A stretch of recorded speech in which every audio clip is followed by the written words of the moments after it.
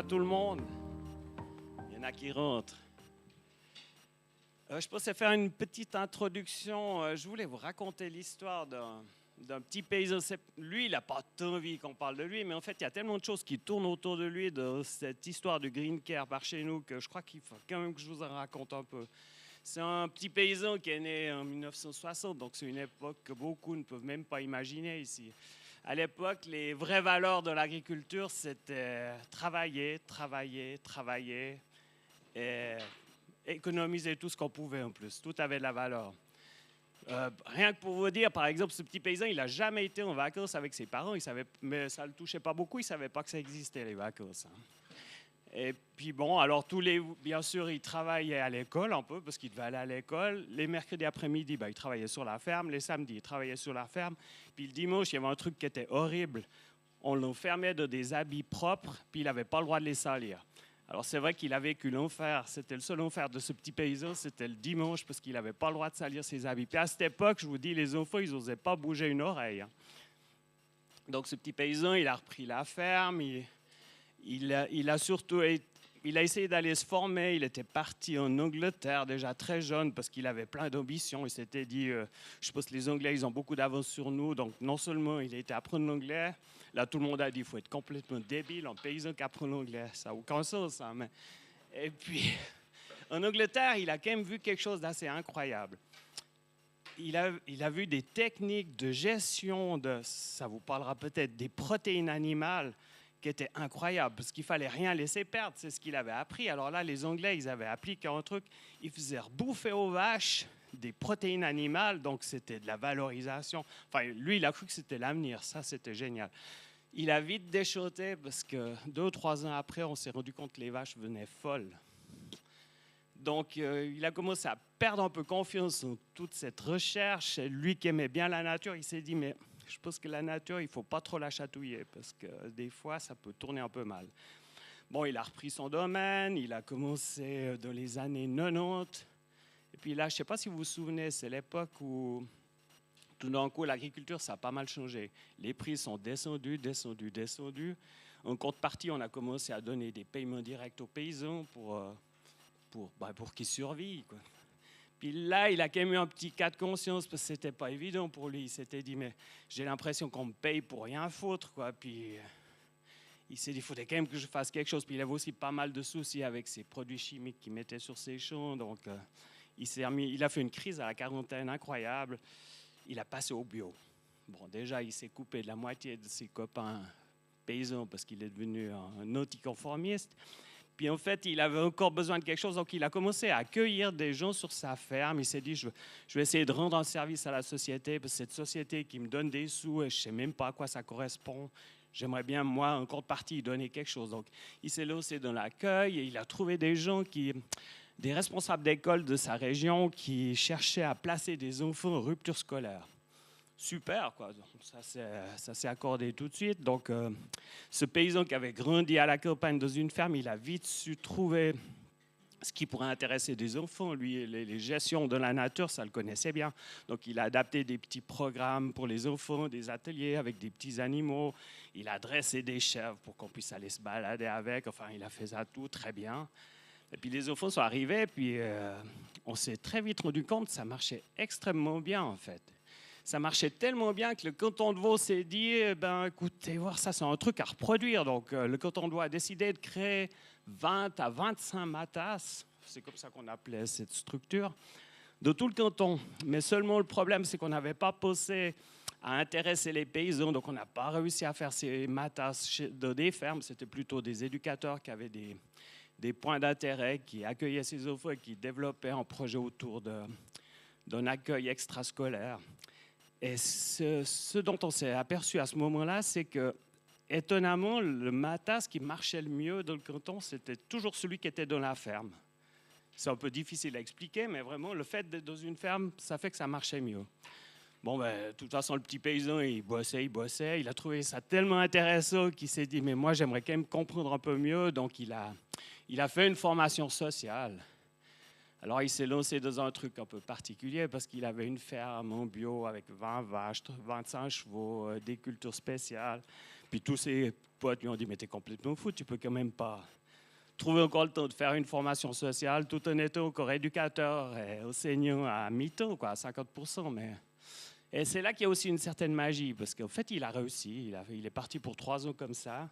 Il a trouvé les ressources, je pense, dans la nature, quoi, parce que franchement, pour tenir le coup de travailler à 200% pendant 3 ans, c'était quand même assez incroyable et inconcevable. Donc il l'a fait, il a fait sa formation, il était très content, tout marchait bien. En plus, maintenant, il était professionnel, il a commencé à être payé pour ce qu'il faisait, donc c'était le rêve. Hein. Et puis tout d'un coup, on lui a même proposé d'accueillir des ados dans sa ferme. Donc, ni une ni deux, lui, c'est un entrepreneur. Donc, il a ragrandi un appartement, il a investi 300 000 francs. Il a accueilli ses ados qui venaient sur le week-end et les vacances. Et puis, ça marchait aussi d'enfer parce que la ferme aidait bien. Il y avait des chevaux, les œufs se posaient. C'était des ados assez compliqués. Donc, on pouvait aussi leur laisser des espaces un peu à eux. Ben, tout était magnifique, même qu'un jour, il y a un monsieur qui est venu le trouver, il lui a demandé à venir voir ce qu'il faisait. C'était du bouche à oreille, c'était un monsieur hollandais. Tiens, on a un Hollandais aujourd'hui. Puis bon, Jean-Marc, il était tout content de montrer à ce monsieur ce qu'il faisait, il était fier. Donc on a fait le tour de la ferme, il a expliqué ce qu'il faisait, les enjeux. Puis ce monsieur, il lui a tapé sur l'épaule, puis il lui a dit « Moi, j'aime bien ce que tu fais, je vais te donner des sous. » Puis il lui a donné pas mal d'argent, en fait. C'est incroyable. Hein. Je crois que ce petit paysan, il n'a jamais gagné autant d'argent en 45 minutes, en fait. Mais il les a bien réinvestis. Et puis, en plus, où c'est vraiment intéressant, c'est que ce monsieur, en fait, qui était milliardaire, en fait, oui, il y a des milliardaires gentils. Je vous l'apprends aujourd'hui, mais oui, il y a des milliardaires gentils. Il n'y a pas que des méchants qui essayent de manipuler le monde, quand même. Donc, ce monsieur, il l'a encore invité une fois aussi à aller voir en Hollande ce qui se faisait. C'est aussi un peu pour ça que Maurice est là aujourd'hui. Et puis là, ce petit paysan, quand il est arrivé en Hollande, il a commencé à comprendre pas mal de choses. Parce que tout ce qui se passait dans sa ferme, il n'arrivait pas à l'expliquer. Et quand il avait fait sa formation, il avait essayé de faire un travail de diplôme où il expliquait tout ça dans son travail, mais en fait, il ne trouvait pas de littérature en français parce que c'est quelque chose qui n'est pas très exploré chez nous. Mais par contre, en Hollande, il a vu des fermes qui faisaient exactement ce qu'il faisait, la même chose qu'il faisait avec ses enfants. Il a trouvé aussi qu'il y avait déjà des écrits qui évaluaient ça, qui expliquaient pourquoi ça marchait si bien.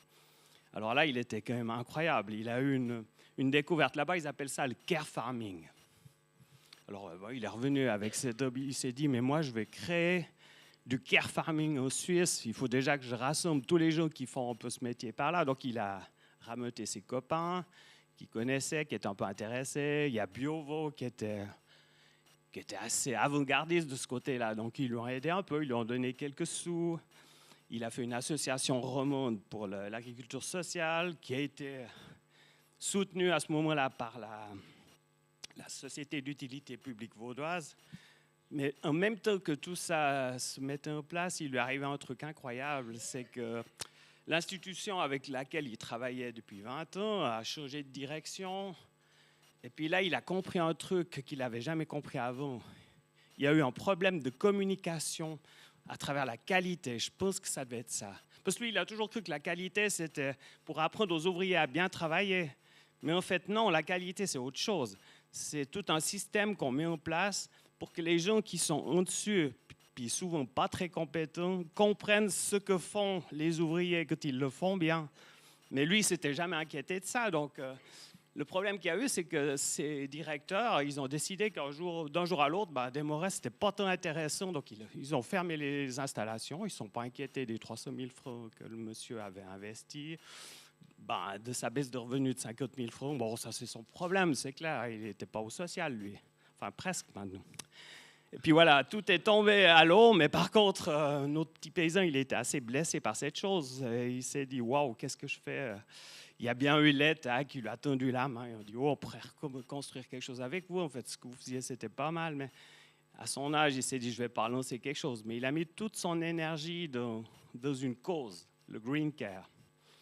Et puis là, en fait, il a trouvé des amis suisses allemands qui sont par là aujourd'hui. Et avec ses amis, il a créé l'association suisse Green Care.